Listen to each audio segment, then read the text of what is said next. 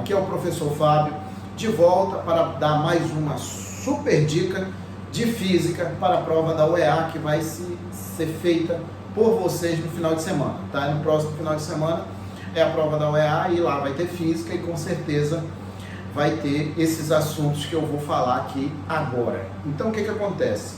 Dentro do edital da UEA tem a parte de eletrodinâmica. A eletrodinâmica é a parte da física que estuda as cargas em movimento ordenado. E aí o que me acontece? Tem outros assuntos lá dentro também. Só que como o edital está enxuto, eu resolvi pegar dois assuntos aqui, colocar os dois ao mesmo tempo, para a gente fazer um paralelo de um com o outro, para a gente pegar a ideia do primeiro e relacionar com o segundo e no final das contas entender os dois. Tá? Então o que tem aqui? A gente tem a parte de resistores e a parte de capacitores. Tá? Antes de qualquer coisa, o que seria um resistor? Um resistor, ele é um elemento de circuito, da mesma forma que o capacitor também é. O elemento de circuito, chamado resistor, ele tem como função transformar a energia elétrica em energia térmica, que é um efeito que a gente conhece como efeito Joule. Aí o cara pode me perguntar, Fábio, olha só, o resistor, ele só serve para isso? Não, ele tem outras aplicações na eletrônica, mas no nosso ensino médio, basicamente, ele tem essa utilidade de transformar a energia elétrica em energia térmica, tá? Agora, esses resistores, eles possuem uma característica física deles. E quem seria essa característica física? Resistência. Uma coisa que a gente tem que entender aqui, principalmente quando a gente passar para a parte de capacitores. Resistor não é a mesma coisa que resistência. O resistor é um elemento de circuito, cuja função dele é transformar energia elétrica em energia térmica. Já a resistência não. A resistência é uma característica física do material que constitui o resistor de se opor à passagem de corrente elétrica. Tá? Então essa que é a diferença de um para o outro. Resistor não é a mesma coisa que resistência. Tá? Que é exatamente o que eu escrevi aqui. O que acontece aqui? Tem muita confusão a respeito disso. Eu tenho uma definição que é a definição de resistência. O que seria a definição de resistência? A resistência vai ser a tensão elétrica dividida pela corrente. Isso é uma definição formal de resistência. A confusão que eu digo que muitas vezes tem aqui, de confundir isso aqui com a primeira lei de Ohm, dizer que isso aqui é a primeira lei de Ohm. Não é. Porque se eu pegar esse I, né, multiplicar os dois lados por I, esse I vai aparecer lá do outro lado, vai ficar 1 é igual a R vezes I. Aí o cara, mas isso é a primeira lei de Ohm, negativo. Só vai ser a primeira lei de Ohm se e somente se for obedecida a algumas condições. Primeira, a resistência tem que ser constante. A resistência elétrica tem que ser constante. A temperatura, que é uma grandeza diretamente proporcional à resistência, ela também tem que ser constante. A partir daí, a tensão elétrica é diretamente proporcional ao I. E é exatamente nessa hora que a gente se estabelece, né, que é estabelecida a primeira lei de Ohm. Tá? A primeira lei de Ohm que é simbolizada por essa equação que muitas vezes o cara diz que não é. Na verdade, isso daqui é uma consequência da definição de resistência.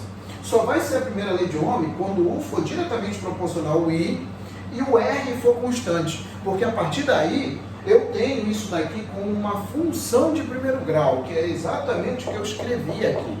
Tanto que a curva característica do resistor é uma reta crescente a partir da origem. Então, quando eu tenho um resistor que obedece à lei de Ohm, ele é chamado de resistor ôhmico. Ele, sendo um resistor ôhmico, ele obedece todas as leis de Ohm. Tá? Tanto a primeira quanto a segunda. Mas a primeira é a que a gente mais usa aqui, principalmente na parte de associação de resistores para calcular corrente elétrica total, a própria resistência total, ou até mesmo a tensão da fonte, digamos assim. Por falar em associação, né, eu tenho a possibilidade de fazer com que eu tenha um circuito com mais de um resistor. Só que o que a gente não pode confundir é o seguinte: eu tenho mais de uma resistência, mas o fato de eu ter mais de uma resistência não quer dizer que a fonte de tensão vai sentir essas duas resistências. Porque o que eu quero dizer? eu posso ter 2 resistências, 3 resistências, 4 resistências no circuito. Mas essas 4 resistências, por exemplo, elas sempre vão poder ser substituídas por uma equivalente. E essa equivalente é exatamente ela que vai ser sentida pela fonte de tensão, que por sua vez vai ser juntada, né, na equação U igual a R vezes I, juntamente com a corrente elétrica da fonte. Tá? Então eu tenho 2 formas aqui de associação de resistores, uma em série e outra em paralelo. A associação em série, eu tenho o seguinte, eu tenho um resistor um seguido do outro. Qual é a característica principal dessa associação de resistores? Todos eles são percorridos pela mesma corrente elétrica e a tensão elétrica vai se dividir em cada um deles de maneira proporcional ao valor de cada resistência. Então, repetindo, quando eu tenho uma associação de resistores em série, eu tenho vários resistores, um do lado do outro, um seguido do outro, e todos eles vão ser percorridos pela mesma corrente elétrica. E a tensão elétrica vai ser dividida de maneira proporcional, tá?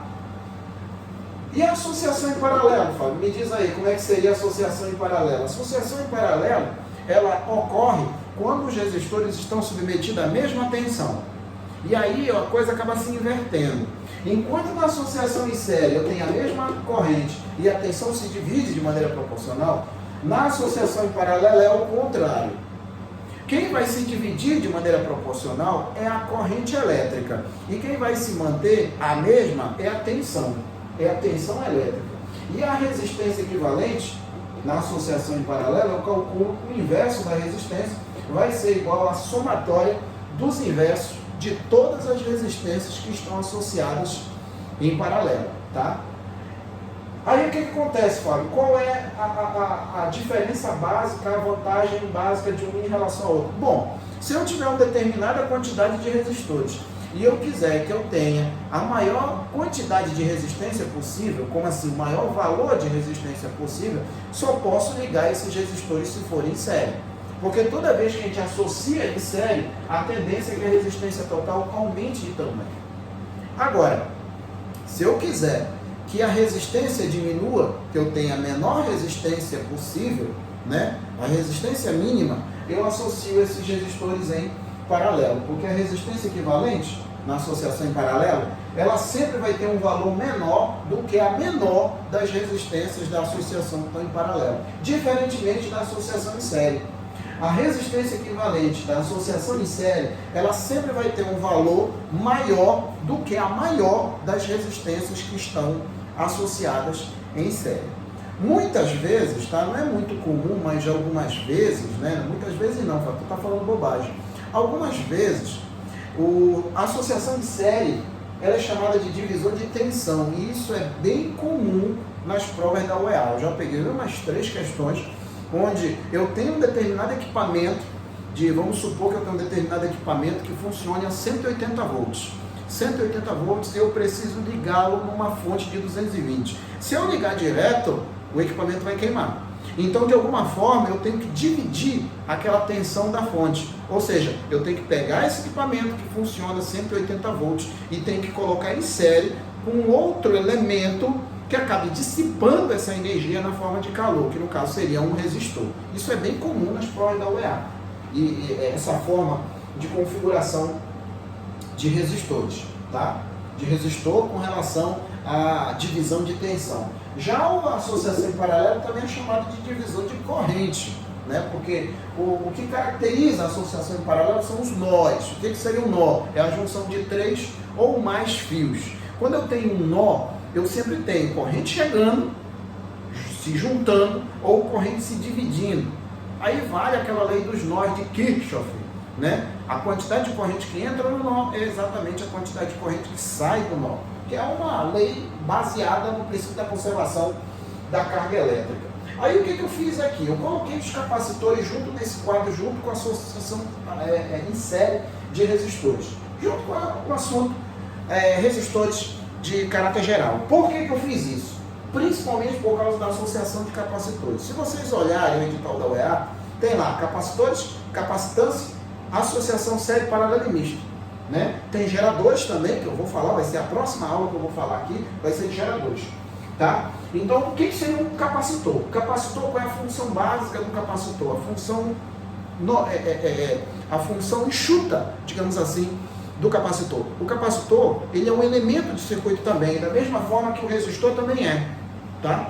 Só que a função do capacitor é armazenar energia elétrica no campo elétrico. Basicamente é isso que ele faz. Ele armazena carga elétrica nas placas dele, nas armaduras dele e energia elétrica no campo elétrico. Fábio, essa energia elétrica vai servir para quê? Vai servir para abastecer um outro elemento de circuito. Essa energia vai ser dissipada no outro elemento de circuito, tá? Da mesma forma que os resistores possuem resistência elétrica, que é a característica física do resistor, os capacitores, eles possuem capacitância. E a capacitância, Fábio, é a mesma coisa que capacitor? Negativo. Da mesma forma que resistor, não é a mesma coisa que resistência. Resistor é o elemento de circuito. Resistência é a característica física do material que constitui o resistor de se opor à passagem de corrente elétrica. Os capacitores é o elemento de circuito também, cuja função é armazenar energia elétrica no campo elétrico.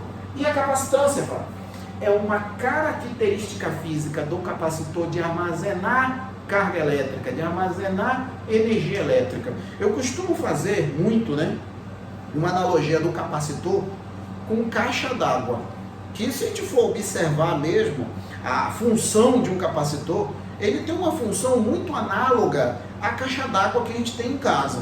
Porque para que serve a caixa d'água? A caixa d'água ela serve para armazenar água, que numa eventual falta de água da rua, eu uso a água da caixa d'água.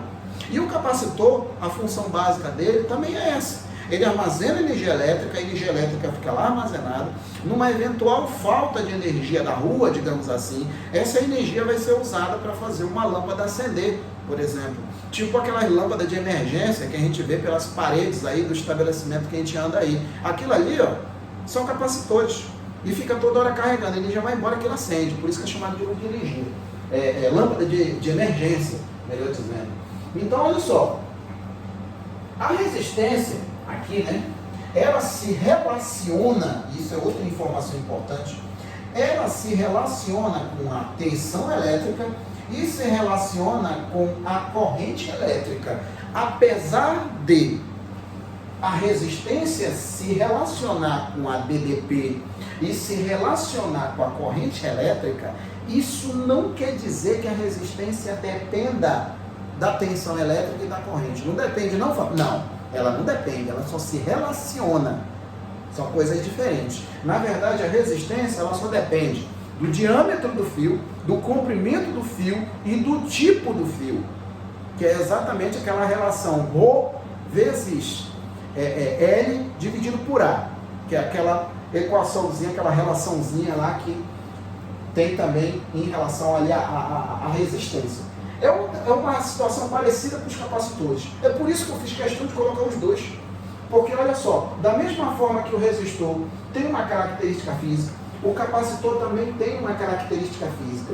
Da mesma forma que a resistência se relaciona com tensão e corrente, a capacitância também se relaciona com corrente, que no caso aqui não vai ser corrente, né, Fábio? É uma carga elétrica, só que se a gente for pensar bem, o que é corrente elétrica? Corrente elétrica é um movimento ordenado de portadores de carga. Portadores de carga? Ah, Fábio, portador de carga, carga elétrica, né? Ah, então eu estou entendendo qual é a tua analogia. Sim, meus queridos, eu quero que vocês pensem. Eu não estou aqui, não quero que vocês decorem isso aqui, não. Isso aqui, um dos maiores erros do aluno aqui, que ele estudar isso aqui decorando as coisas. É por isso que tem tanta gente aqui apanhando dessa matéria. Então, olha só, a capacitância, ela se relaciona com a carga elétrica e se relaciona também, ó, da diferença de potencial entre as placas do capacitor. Fábio, olha só, então eu posso fazer a mesma analogia dali, do U é igual a R vezes I, que o R se relaciona com o U, se relaciona com o I, mas não depende dos dois? Da mesma forma que o R só depende das condições do fio, das características físicas do fio, a capacitância também só depende das características físicas do corpo. Por exemplo, se eu tenho uma esfera, vamos supor aqui, ó, se eu tenho uma esfera, um condutor esférico, a capacitância do condutor esférico vai ser exatamente o raio dessa esfera dividido pela constante eletrostática. Só isso, Fábio? Só isso. Só vai depender exclusivamente do tamanho do raio.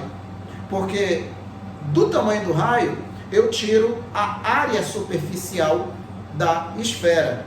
Até porque, quando eu tenho um material condutor em equilíbrio eletrostático, a carga em excesso ou em falta, ela vai se acumular na superfície pelo lado de fora, tá? Então a ideia análoga a U igual a R vezes I é parecida com Q igual a C vezes U. E olha outra coisa também, isso, se a gente for prestar atenção, isso daqui, ó, é uma função de primeiro grau. Da mesma forma que isso também se torna uma função de primeiro grau quando o resistor for ômico, tá? Porque aqui nesse caso, o resistor sendo ômico, isso vira uma função de primeiro grau. Mas se o resistor não for ômico? Se ele não for ômico, isso deixa de ser uma função de primeiro grau. E a curva característica não vai ser mais uma reta. Tá? Então é por isso que eu chamo a atenção que esse R é igual a U sobre I, isso é definição de resistência. Não é a primeira lei de Ohm. Só vai virar a primeira lei de Ohm a partir do momento que a resistência, a temperatura for constante, e o U for diretamente proporcional ao I. E tem uma ideia semelhante aqui também, ó, que o Q, a quantidade de carga, é diretamente proporcional à diferença de potencial entre as placas, entre as armaduras do capacitor. Tá? E é exatamente por causa disso que isso vira uma função de primeiro grau. Tanto que está aqui, ó, o gráfico aqui, que é uma curva também, né? Só que aqui eu tenho uma outra característica. Por quê? A área da figura, ela vai ser numericamente igual, tá? Por isso tem esse N aqui em cima. Vai ser numericamente igual à energia armazenada no capacitor. Eu acabei de definir o capacitor como um elemento de circuito que armazena energia elétrica no campo elétrico. Pois é, então tem que ter um jeito, né, de calcular a energia armazenada no capacitor. E é exatamente pela área do gráfico Q por U. Aí, a partir do gráfico, eu tiro essas três equações aqui, baseado na área do triângulo e relacionando com essa outra. Eu tenho aqui que a energia vai ser a carga vezes a capacitância dividido por 2. A energia é a capacitância vezes a tensão ao quadrado dividido por 2. Aí aqui também eu tenho que a energia é a carga ao quadrado dividido por 2 vezes a capacitância. Aqui que eu queria chegar, para a gente encerrar aqui. A associação de capacitores. Da mesma forma que a gente associa resistores série e paralelo, a gente também associa capacitores série e paralelo. O que eu chamo a atenção é exatamente a forma de calcular a capacitância equivalente e comparar com a forma de calcular resistência equivalente. Olha só, na associação em série de resistores, basta eu sair somando todas as resistências para eu achar a resistência equivalente. Quando eu chego na associação de capacitores, eu inverto essa configuração, porque quando eu tenho em paralelo os mesmos capacitores aqui, ó, eu acho a capacitância equivalente entre eles somando também. A capacitância equivalente é só somar as capacitâncias de maneira parcial. E aí o que acontece também?